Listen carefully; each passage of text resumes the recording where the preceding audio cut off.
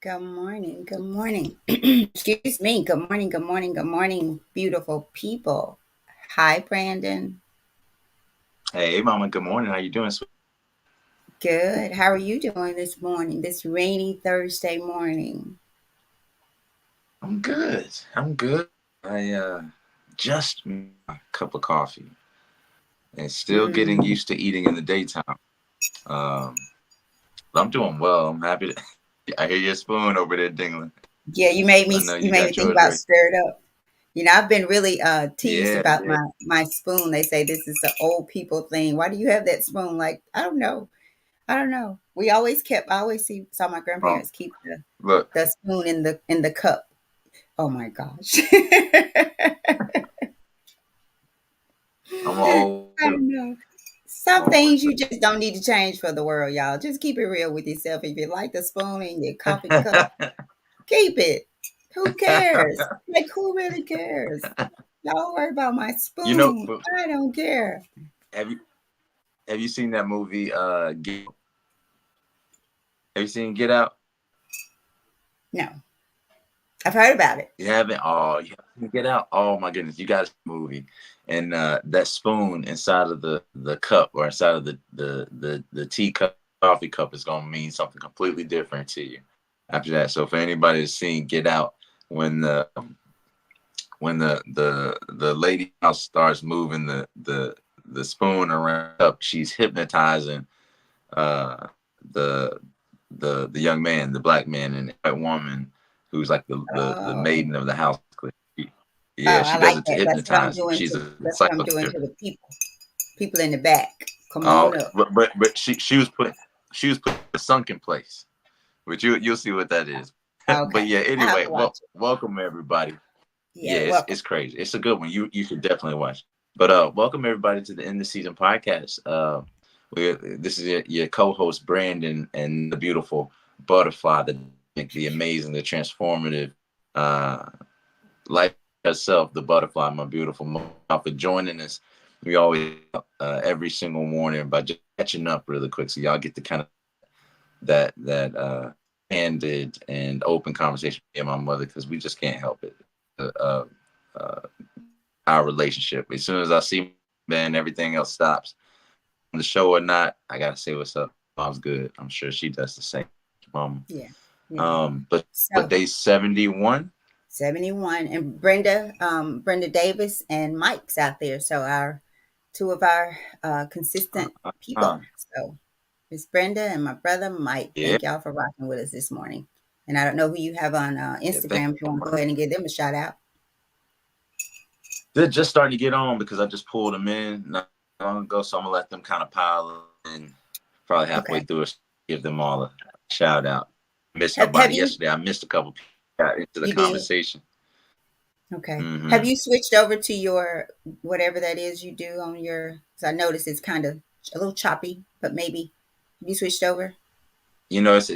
It's raining, but let me Raining. let me. I think I did. Let me check. Let me see. Let me see. Y'all give me 1 second. Yeah, we want to just make sure we're good for you guys here, but it is a rainy Thursday morning, so sometimes it just bees that way. But hopefully it's clear for you guys on your end. But we want to make sure before we get rocking into this one, because this is a good one, y'all. The title was absolutely intriguing to me. I don't know if I gave it out yesterday. I'm going to give it out. Absolutely, positively has to be there overnight. That's what we got for you this morning from Dennis Kimbro. Absolutely, positively has to be there. That's the title. Yes, that is the title. Oh man, what are we gonna do with that? So I guess before we jump into it, I got to do my little thing where I tell people about the book. Let me tell you guys about this book. What we've been doing since the month of February, uh, which was of course African American Black History Month. So in celebration of that, and acknowledgement of that, we started reading Dennis Kimbro's Daily Motivations for African American Success. It's a great book, paperback. It's not expensive at all. You can find it on Amazon. You can find it maybe on BarnesandNoble.com to where you can order it. But it is an older book, not terribly old, but Daily Motivations for African American Success will help you focus on the thoughts, the attitudes, and the deeds that will lead to the achievement of your true goals. In 365 short but powerful motivations, one for each day of the year, Dennis Kimbro, the author of the popular Think and Grow Rich, A Black Choice, leads us to discover how to use the present moment and our own gifts to transcend labels, cultivate a positive attitude, become wise enough to know when to say yes and when to say no, and to look inward for answers to life's challenges. So each motivation begins with words of wisdom from such distinguished and celebrated African Americans as Malcolm X, Marion Wright Elderman, Whoopi Goldberg, Charlene Hunter Galt, Bill Cosby, Carl Rowan, Mother Hale, Reverend Leon Sullivan, and hundreds of others. This treasure trove of practical inspiration will give you fresh encouragement every single day of the year, but what it teaches you will last a lifetime. And he said that every thought which enters our mind, every word we utter, every deed we perform makes its impression on the innermost fiber of our being. So we start our mornings like this every day. We started this as a way to motivate and encourage um, African Americans going through the Black History Month, and it propelled and became something. It kind of became an organism of itself. It became a book that followed us around, Yes. and a book that compelled us to continue to read it and to share our thoughts and insights on this book as much as we could with you all live and in the and live and every single day. So this is day 71. Um, so shout out to you, Mom, for being there every single day. I had to skip out for a little bit, but Mom, hats off. Tip my hat to you for being there every single day. So shout out to the people, Brenda, Mike, all those people, Tasha, I know who's listening, my grandmothers who listen every single day, whether you listen live or you come back in and listen throughout the day. You can find this on YouTube, Facebook Live, Instagram Live under my handle. But either way you find it, man, please, once you find it, send it to someone else who you know that needs this. Don't just take all the benefits yourself. If you've been here all this time, please, every time that you can, send it to someone. The people that have been rocking with us continually, don't stop, sending this out to people, because I'm sure there are others that still need these messages. Lord knows I do. So thank y'all again for rocking with us, and Mom, I turn it over to you. I'm good. I want to give a shout out to someone that I spoke with yesterday who told me I've been watching you guys and really I've been enjoying it. And so my response was, "Thank you. I've been watching us too." Like, and I wanted to make sure that he knew and that you guys know I'm so serious when I tell you I'm here for y'all. Like, really, I am. But I'm gonna tell you, I'm here for me. Like, these have become these. I'm serious, y'all. This has been and I shared this with him. He's actually a sheriff in Memphis, and so big ups um, to him for listening. And I hope that he will share it with some of his team members, because we all know that all of us need it. But sheriffs, polices, they have a tough job. They do. They do. So hats off to them. I met this person through my previous employment, and I was thinking last night about how the assignment went, right? Because I said every job is an assignment, and I met so many people on that journey that I know I was supposed to meet. They poured into me, and I poured into them, and some of them, many of them, we will continue to pour into. And so that's why I say, look at everything you do as an assignment for God, right? That He sent you there to do this thing, no matter what it looks like to you, what it feels like to you. Like Mary said, Mother of Jesus, I'm a servant. God, if you say it, so be it. Let's go. Let's go. So over to you, Brandon. Let's go. Let's go. Let's jump right into it. Today is April the 11th. So let me jump in here. Let's see these. And the title of today, Mom, I know you referenced it, was absolutely, positively has to be there overnight. That Yes. sound like something you would say, Mama. It just absolutely, positively has to be there. Absolutely. Right. Did you Absolutely. did you hear me? I Absolutely. absolutely no other choice. Thank you. And No other choices. our quote from the distinguished African American is from Barbara King, pastor of Hillside International Truth Center. And Barbara King said, if you want wine, think wine. If you want wine, think wine. So here it is. We attract to us what we think. If we think and see goodness and prosperity, they shall come to us. In the words of the Master, as ye sow, so shall ye reap. Cast your bread upon the water, and it shall return to you. Two men were walking to a neighboring town when both fell into a raging river. One man panicked and feared the worst. He feverishly attempted to buck the torrents in a struggle to make his way back to shore. In his resistance, the river overcame him and he drowned. The other man decided not to fight the flow. His mind was consumed with thoughts of safety. As a result, he relaxed, lay back to the best of his ability, and allowed the river to carry him. Eventually, the river deposited the second man onto a calm shore, where he found himself in the town toward which he had been walking. Every thought is a prayer. Each thought is like an order that we place with God, who is prepared to give us all that we ask for in the form of our thoughts. The more we dwell on any thought, the more likely we are to see that thought manifested in our experience. We can make this principle work for us by focusing on the thoughts that we would like to see turn into events and experiences. We are constantly attracting to us people and conditions that mirror exactly our patterns of thought. Once the laws are clear to us, we can see that, quote, random or accidental events are actually the result of a very intelligently designed system of justified relationships. So decide upon what you want. Set it up in thought. And before you know it, your desires will absolutely, positively be on their way back to you, the dreamer. And the affirmation that we read 3 times, one time for me, one time for you, and one time for the person that you're going to send this to, or the person in the back of the room who's just listening, who's still asleep in your room right now. I will make my own destiny. Say it with me. I will make my own destiny. And last time for the person in the back of the room and the person that you're going to send this to. This one's for them. Send it to them in your mind. Think it, right? I will make my own destiny.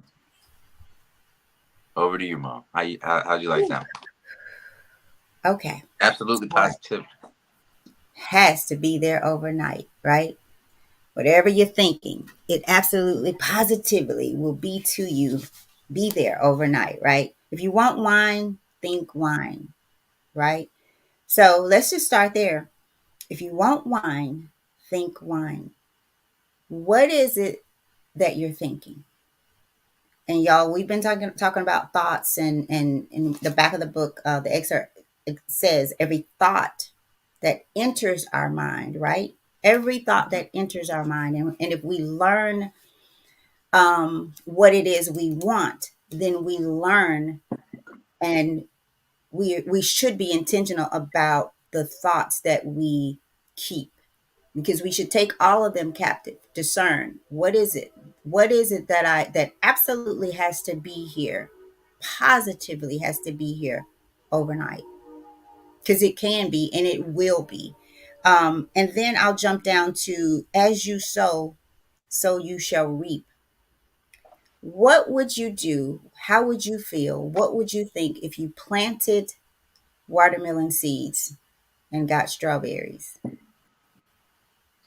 Would you think, oh, they put the wrong seeds in the package, or I bought the wrong seeds?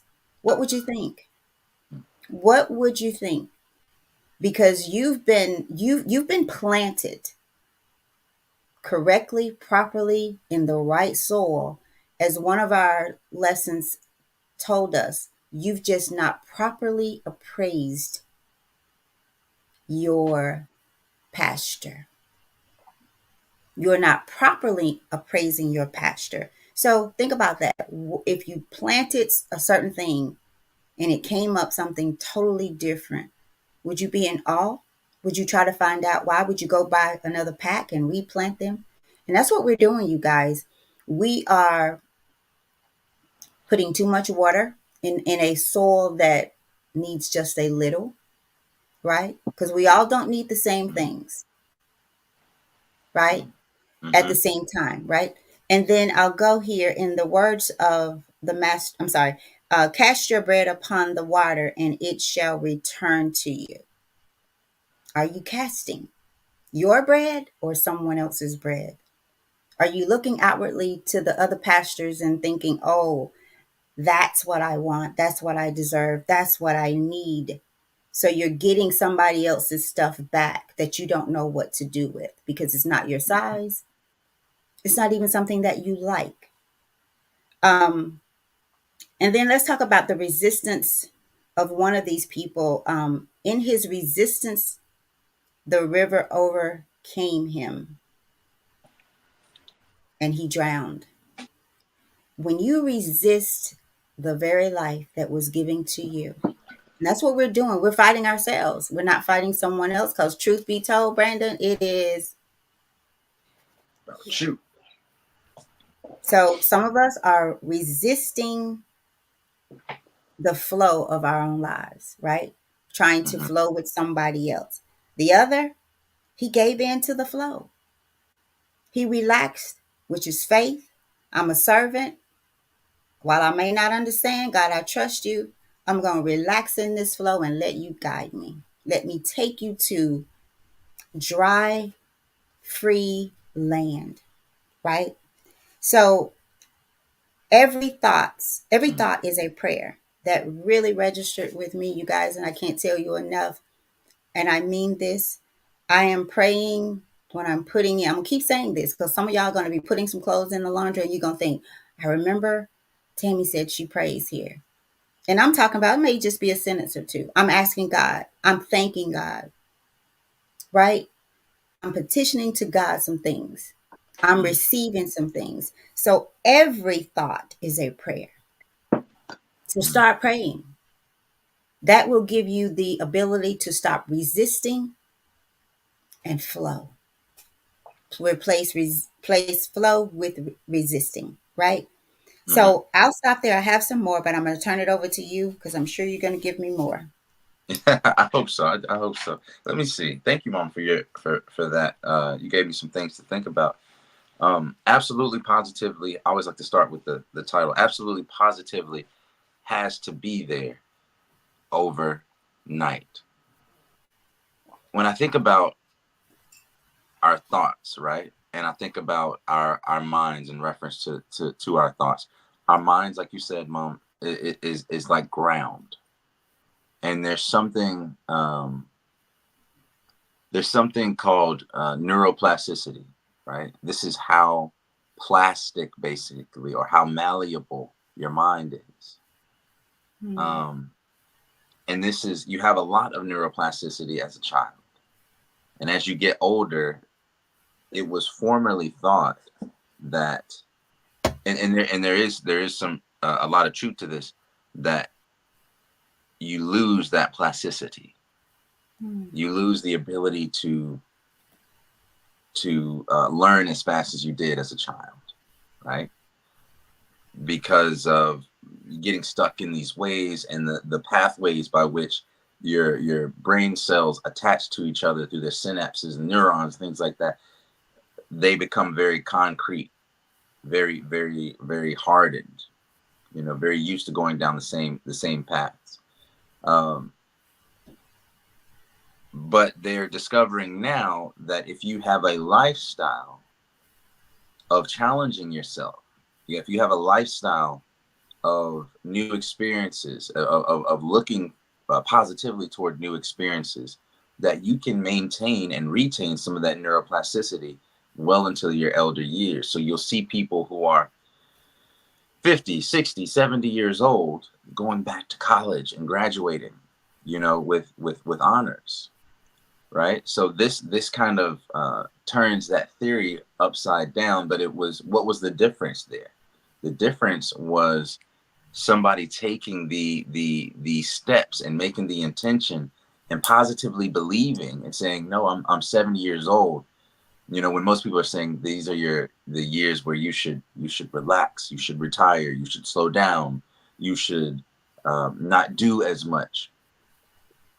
And what amount of effort must it take for this elderly person to start something new? And not only something new, but something to where their peers are 20, 30, 40, 50 years, their junior, and still be able to perform at a high level. It takes a mind that is not stuck in one place. They say you can't teach an old dog new tricks. Who said we were dogs anyway? Right? We had to first accept the fact that we were dogs.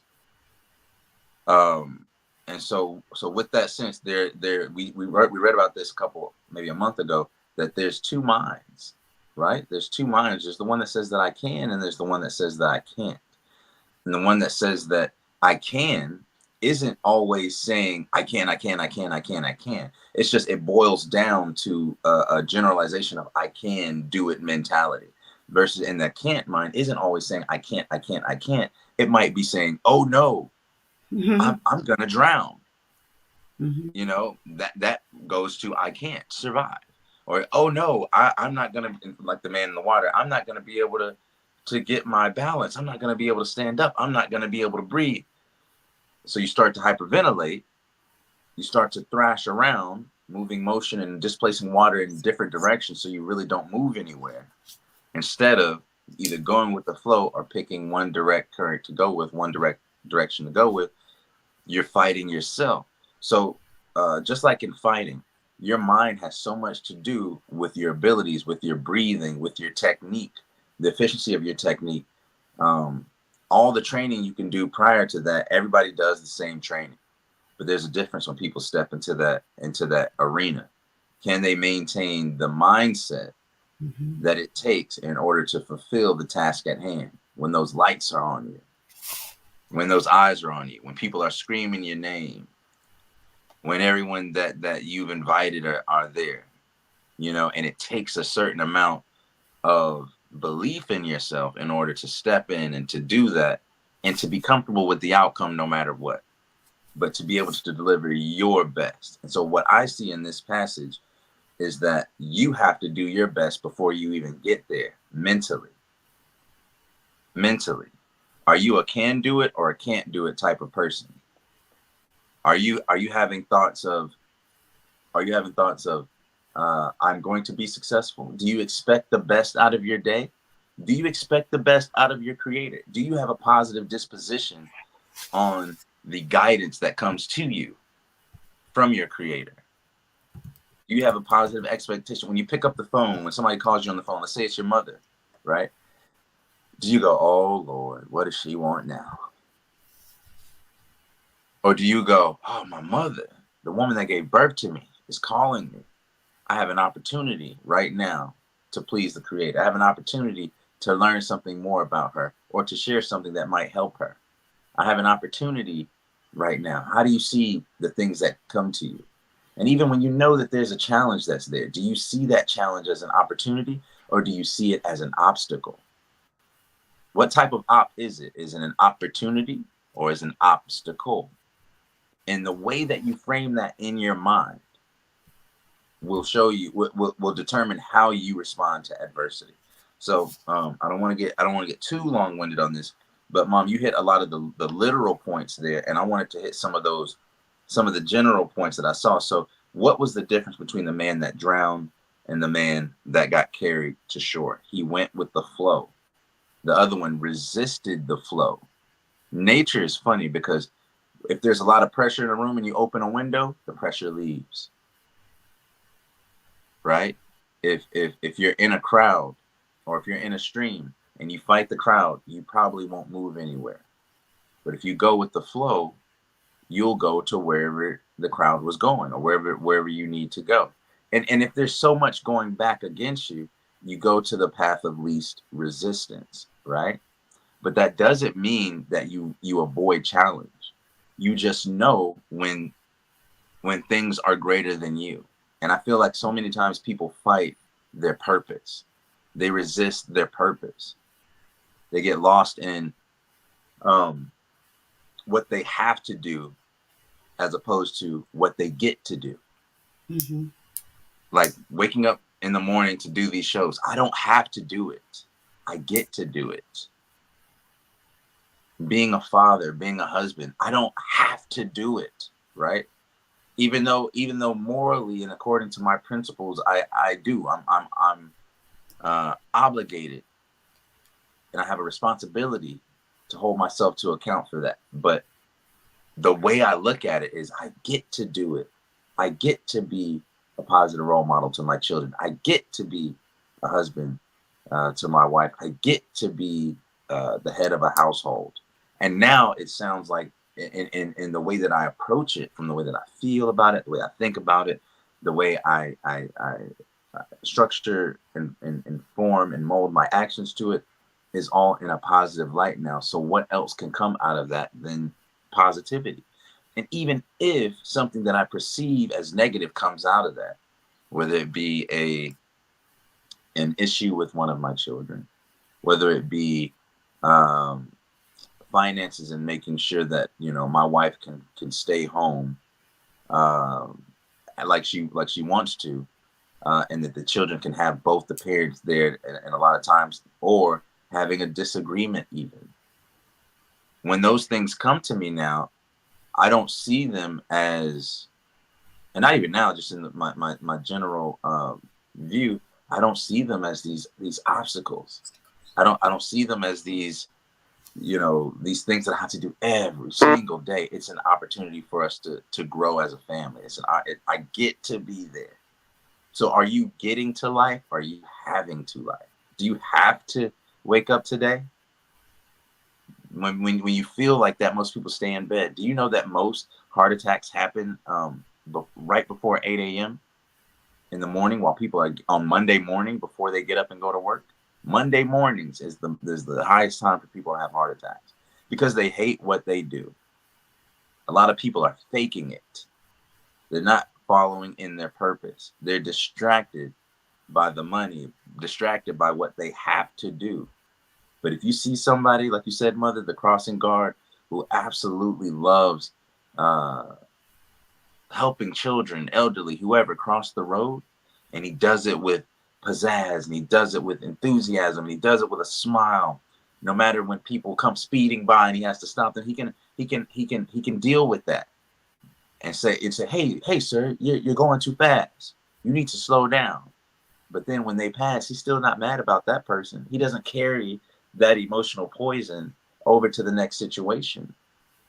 And for people who are in relationships or just may have ended a relationship, don't carry the poison that you might have gained, or the baggage that you gained from that previous situation, onto your new opportunities. You say, oh man, all these women are the same. All these men are the same. All these people are the same. All the people in Memphis are the same. Wherever you are, right? But what is that saying to you? Is it I can? Is it I can't? Is life happening to you or happening for you? Are you having a conversation with yourself? Are you condemning your day before it's even started? Don't condemn your day before it's even said. This is the day that the Lord has made. So what? I will rejoice and be glad in And if you're not, then how do you think your day is going to go? And are you taking some sovereignty away from your Lord, who has made that day as an opportunity for you? And if you take that sovereignty away, then how can you expect to be rightly guided? Right? So wake up, be glad, and have that can-do mentality, and structure your thoughts, because your mind is fertile ground. You have to till that ground. You can't just go out there and throw seeds. You can't be aimless and just wake up and be like, okay, today is gonna be the best day in the whole world. Yeah, everything's gonna be great. No, you don't believe that. You have to like Joe Dispenza says, you have to feel the emotion of success before you get there. You remember, Mom, when I was driving, Yes. man, I was driving in the hoopty. You couldn't tell me that wasn't a that wasn't a Benz or whatever I wanted. And I Wait, could what hear. car are you talking about? Are you I'm talking about just the saying. Honda? I'm just I You was know, like, I had to ask this question. Turn this into another show now. man, Let come me on, jump man. in for a minute. You go ahead, Mom. You I'm gonna keep talking. you mentioned about the fighting, you know, how everybody trains the same, you know, perhaps maybe the same. And well, let me go back. It's, let's say everybody trained exactly the same before a fight, Hmm. right? So you got 10 fighters and they all trained, they did the exact same thing. But there are some that they're gonna get inside that ring with a mind, no matter what, it will appear to them that there's no one there, the lights are not on, because they have, it's like when the dancer becomes, when you can't tell the difference between the dancer and the dance, they become one. So you Mm, can't, when they're dancing and moving, there's no difference, like there's no separation of them. And that's the same with when you can't tell the fighter from the fight. That fighter is in tune with himself. He is mentally the same everywhere he goes, yeah, right? There is it's all a fight that he's going to win, no matter if the people are there, the lights are on, no matter who his opponent is. In his mind, he is the second person here. This person is thinking safety. That fighter, I'm the best. I'm going to win. I don't care who's here looking. And that's in their hits, their punches, right? yeah. They relax to the flow of themselves. It doesn't matter who's watching, right? They're going to do what they do. And it also reminded me of how yesterday I shared with you guys how no matter how dark it would be when I come home at night, I would never miss the key to the door. Why? Because I'm going to get in my house. Those were my intention, those were my thoughts, nothing interfering with that. The same when I Mm, wake up at night in pitch darkness. My feet hit the floor and they go directly into my house shoes. My house shoes. And so that started to I started to be intrigued by that. Like, wow. And that has all to do with the intentions, what I'm thinking. I'm thinking shoes so I can go mm, do what I need to do and come back and go back to sleep, something that I love to do, right? I'm yeah. thinking get in my house. There's no interference there. But the other guy, he resisted the flow. So I'll say to you from me today, there's some more things I wanted to say here. Um, okay, I don't know where they are. The other man decided not to fight the flow. His mind was consumed with thoughts of safety. As a result, he relaxed. Mm, Can you mm, relax in this life? Can you just relax to the flow and go, right? In your life. He laid back to the best of his ability. Can you relax, lay back to the best of your ability? Because remember, this is about your true goals, mm, your true purpose, your green pasture, right? This is what this is about. Um, let's see. He laid back to the best of his abilities and allowed the river to carry him. This is where it gets good. Can you allow your creator, the creator, to carry you? Imagine, have y'all seen the picture where there's a picture of that symbolizes God carrying someone through the water? If you look at your life as an assignment, when he sends you, he will carry you. He is carrying you. You're not even walking, running. You're just holding on, right? yeah. You're not fighting. You're not resisting. And I believe when that has helped me. When we do that, picture that mind that in your mind that God is carrying you through this world, through your assignments. He didn't send you there alone. He didn't send you there not to bring you out.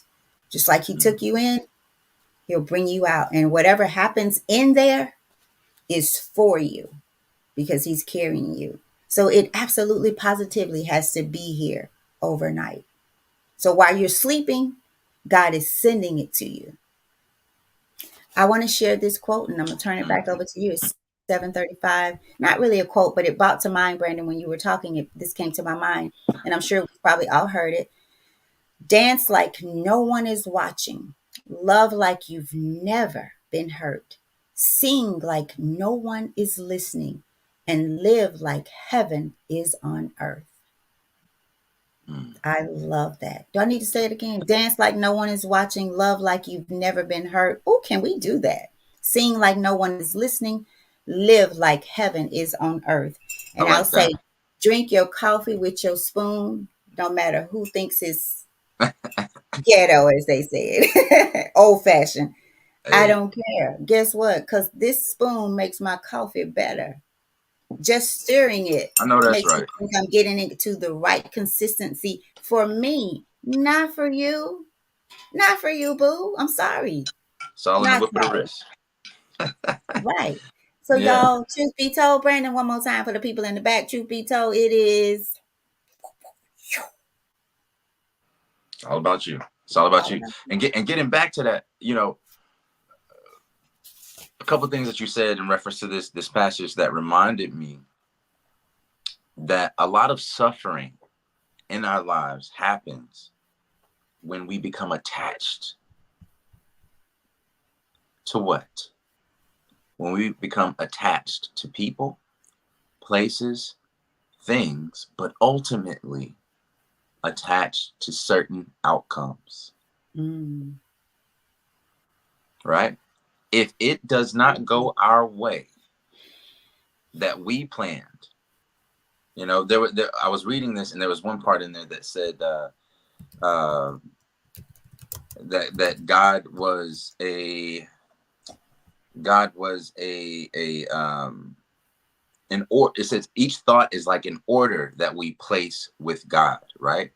Each thought, right? And so Mm. when I first read that, I actually was like, no, I don't know if I agree with that because I don't, but I agree with this, the latter part that it said, and I'll get to that in a second. But the reason it had some, I had some dissonance with that was because sometimes I think people look at God like he's their spiritual vending machine.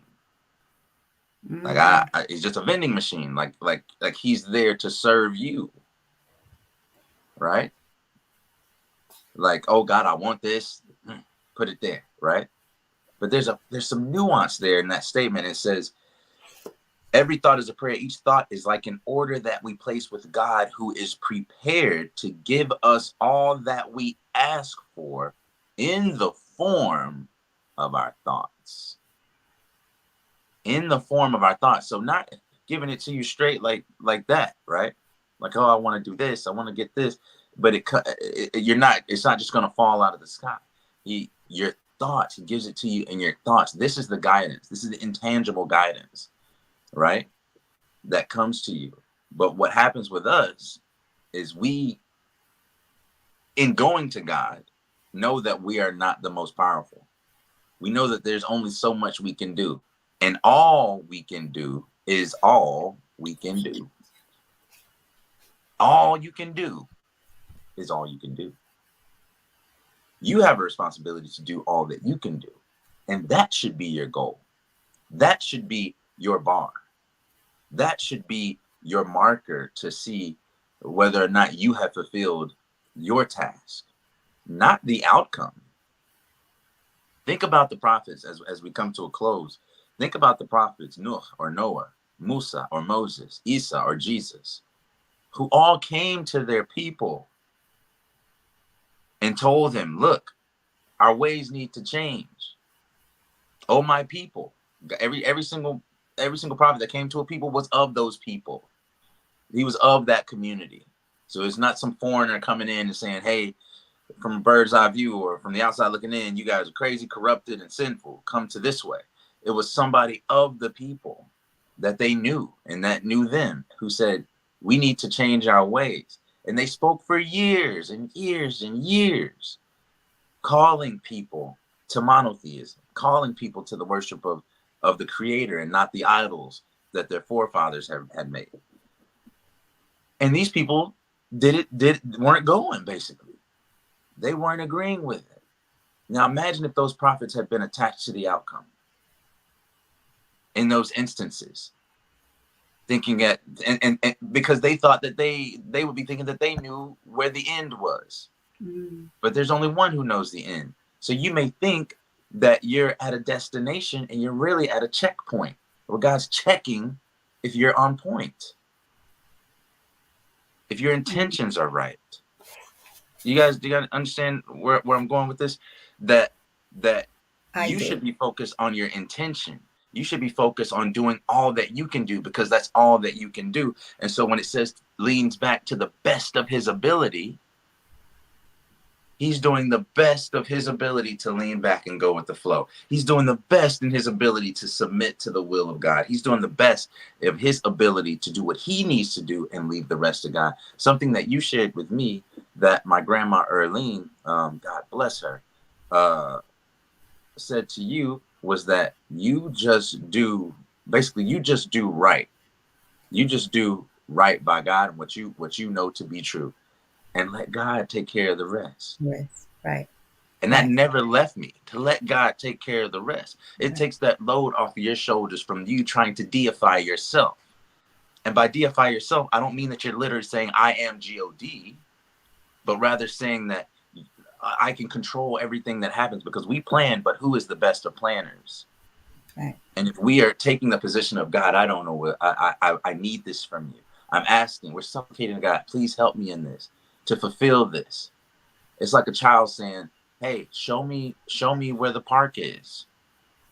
To their father, "Show me where the park is," and then trying to take me to the park that they've never been to. Trying to lead my hand, "Hey, Daddy, take me to the park," as they're trying to drag my hand along, when really they should let Daddy lead. And so I'm saying, let your heavenly Father lead. Once you ask, once you ask, let your Father lead. But we get stuck and attached. So if I take a left turn or a right turn, and because I know where the park is, if my child says, "No, no, this isn't the right way," where are we going to go? Because they might be attached to the outcome. So don't be attached to the outcome. Be attached to the purification of your intention and the excellence in which you perform the deeds. And once you've done that to the best of your ability, don't pick it up and don't put it down. Let it be. Trust God. Keep going, because this might not be this obviously, if you trust God and you're in your purpose, is not the destination. It's a checkpoint. So get your point, make sure you're on point, and make sure you check in with God, because that same thing's happening to you. So I'm gonna leave you guys with that. Um, Mom, do you have anything else to Sure, add? I do. I'll try to be really, really quick, you guys. So it brought me brought to mind about the desires of our heart, right? Because you brought up the each thought is like an order that we place with God. And it made me think about how we so often say, God will give you the desires of your heart. And then the other other verse that we use a lot is be ye transformed. But there's so much that we leave out. And think about, he will give you the desires of your heart. Before that, it says, delight yourself in the Lord, and he will give you the desires of your heart. Before that, delight yourself in the Lord. And when you delight yourself in the Lord, your heart and your heart's desires Mm, are the same, right? So see, we want to have our heart. We want the things that we want. We want life to be like we want it to be. And then still, God, give me the desires of my heart. Truth be told, if he gave you the desires of your heart before you're delighting in him, he would be doing things that is not of him, right? Because when your heart is not pure, when you've not learned how to guard your heart, when mm, you still like this little, oh yes, yes, yes, I'm massa, and massa could be anybody. When you don't know when to say yes and when to say no, how can he give you the desires of your heart? Because we only learn those things by delighting ourselves mm, in him. So don't miss that part, because the desires of your heart, if you are not delighting in him, are two different things.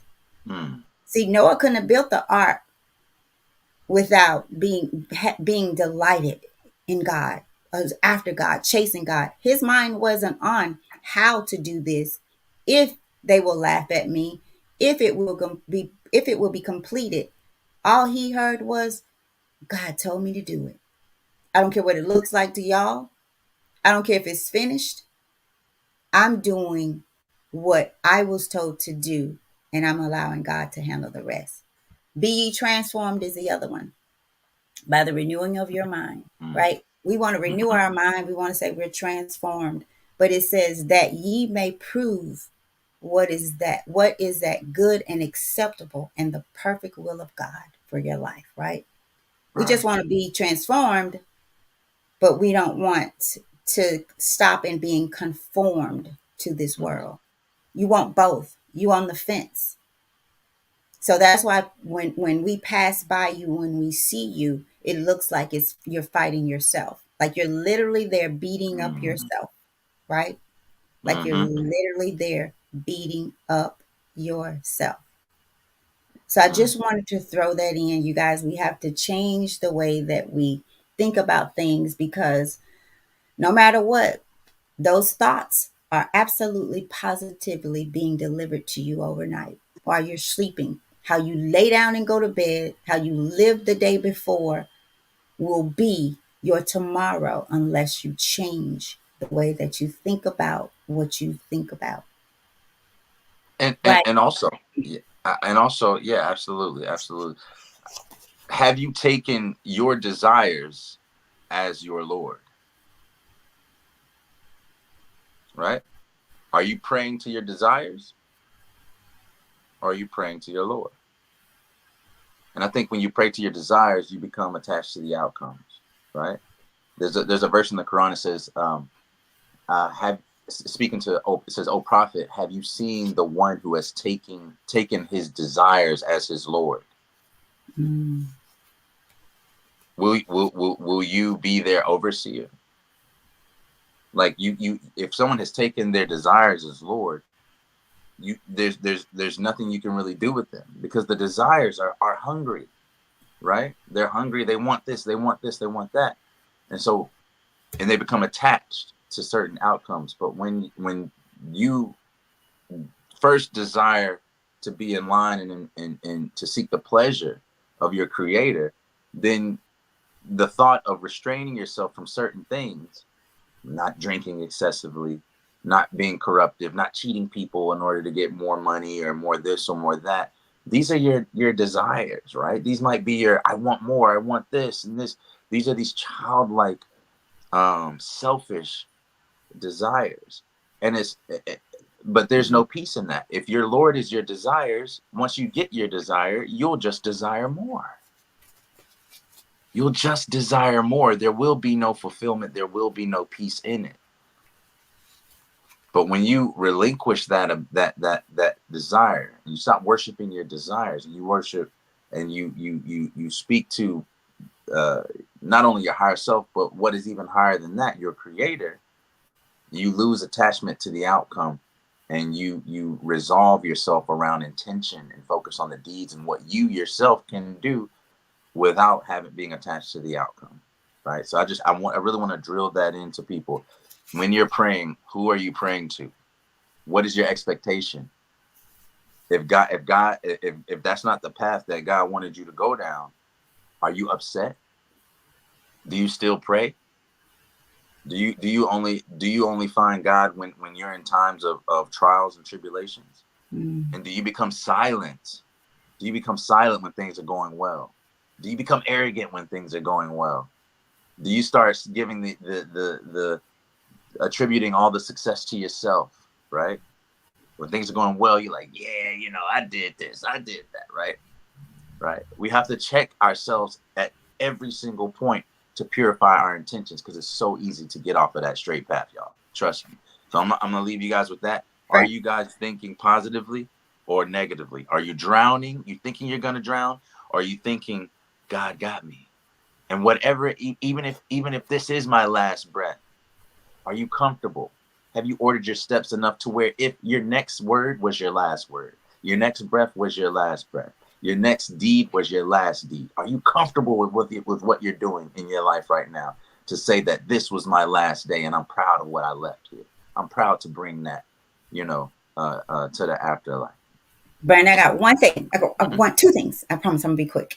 So going back to We each ain't going thought, nowhere for like 30 minutes. each each thought is like an order that we place with God, who is prepared to give us all that we ask for in the form of our thoughts, right? And this is Mm-hmm. gonna sound kooky a little bit, you guys probably, but I don't care. So imagine going to Burger King.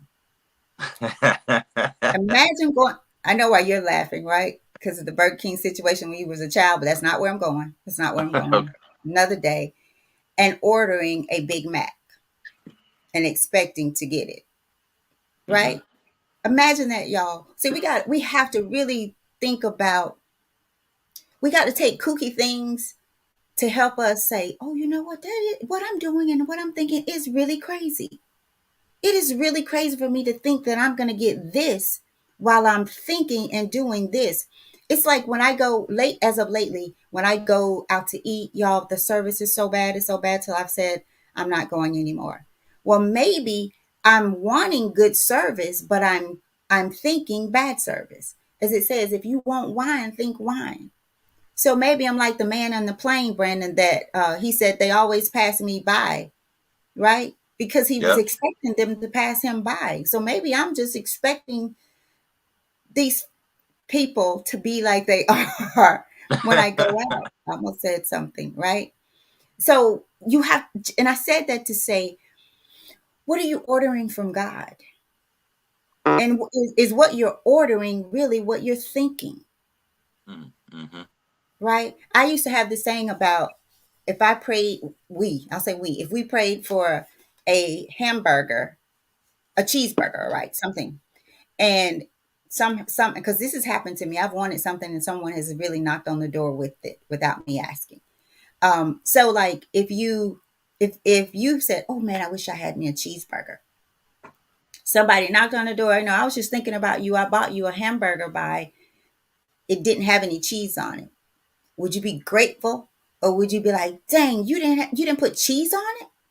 Would you forget Mm-hmm. that you were just granted what you asked for? Maybe you did not need the cheese. You might be Maybe the lactose cheese intolerant. would have right been bad on your body. That's how I believe that God works for us. You might think you want it, but God knows you don't need it. And this is my last word. On the way to Georgia for the family reunion, we were in conversation about how other races can get together. They live in one household. They will be packed in like sardines, and one by one they trigger off to their own thing, their own house. I mean, big gigantic cars, right? They got it because they've lived together and seemingly successfully, right? Mm-hmm. Mm-hmm. And these words were said to me: we can't even live apart, let alone together. That was powerful. We can't live apart. We can't live together in separate houses. We can't come together and we don't even live together. We got houses big enough for all of us to live in, some of us. And so we don't have to live together, but we can't live apart together. Now that's a mental thing to think about. Maybe it has nothing to do with this, but I just felt the need to throw it out there.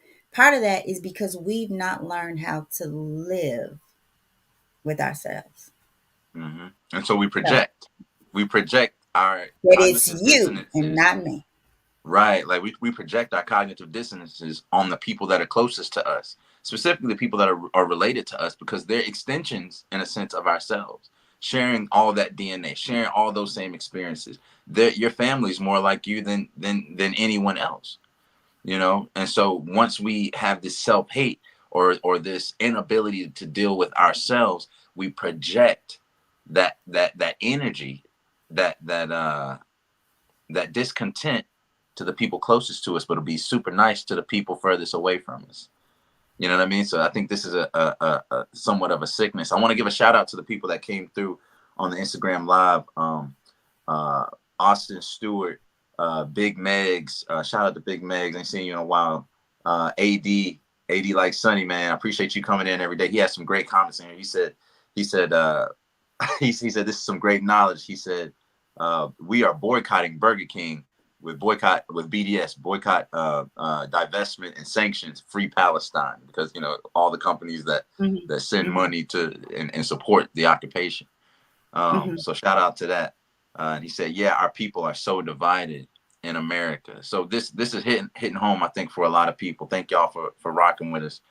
Um, Absolutely, positively has to be there overnight. That's the title of today on day 71 on the In This Season podcast. I don't want to keep y'all here too long. We are about to hit an hour. We are. And Um, I real quick, I want to read we have mhm. just a few comments, not many. Okay. Nelda Yeah. Brown KL says, hey y'all. So good morning to you. Brenda Davis says, we are not taking care of our mental health. Jason Cannon gives us hand claps. Cousin Shasta says, good morning. And of course, we had Brenda and Mike saying, good morning. Good morning, everyone. And have a wonderful, blessed day. It's from my brother Mike.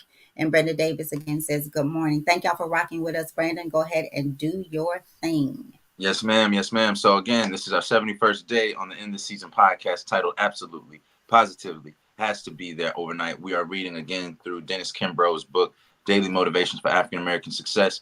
We got a couple people in here that aren't African American. I appreciate y'all stopping through and coming in, getting some of this good food from the cookout. This is not just for us. It's just giving a particular story and cultural context that is targeted toward a specific people, but this is a human thing. This isn't a race thing. This is a human thing. Daily motivations and affirmations are for us all. So make sure you come to the cookout, take you a plate, and take it back home to wherever you're going. So shout out to the people that are here, all of you, no matter where you come from, what ethnic group, what status in life. These are very human things. So we'll end this show the same way that we do every single day, with a reading of the title, Absolutely Positively Has to Be There Overnight, with a rereading of the quote from the distinguished African American, if you want wine, think wine, and 3 readings of the affirmation, one for me, one for you, and one for the person that you're going to send this to. And the affirmation for the day is, I will make my own destiny. Destiny.